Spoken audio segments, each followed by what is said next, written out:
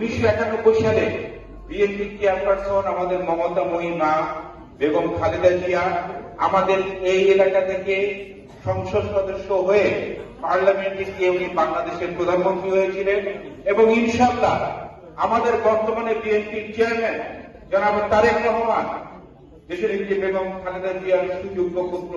শহীদ president Ziaur রহমানের সুযোগ্য পুত্র উত্তরাধিকা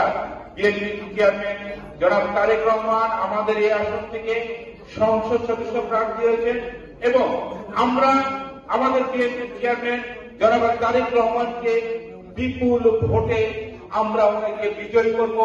এবং আমাদের ভোটে ইনশাআল্লাহ তারেক রহমান আগামী দিনের বাংলাদেশের প্রধানমন্ত্রী হবে ইনশাআল্লাহ। সবাইকে কাছে আমি আশা ব্যক্ত করে আমাদের লিডার জনাব তারেক রহমানের জন্য আমাদের হাতে মাত্র একটি সময় আছে, আমরা যে যার অবস্থান থেকে সবার প্রতি আমরা গৌরব যাব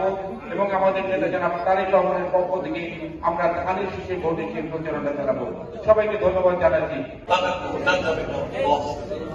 ربنا آتنا في الدنيا حسنة وفي الآخرة حسنة وقنا عذاب النار يا انتقال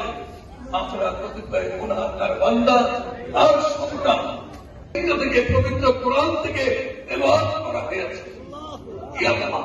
এটা কবুল করুন আল্লাহ। এটা তুমি আমাদের প্রিয় নবী হযরত মুহাম্মদ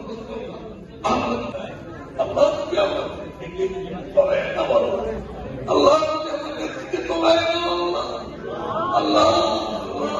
আল্লাহ আল্লাহ আন্দোলন সংগ্রাম করতে যে আত্মহতি দিয়েছে আল্লাহ আল্লাহ তুমি আমাদের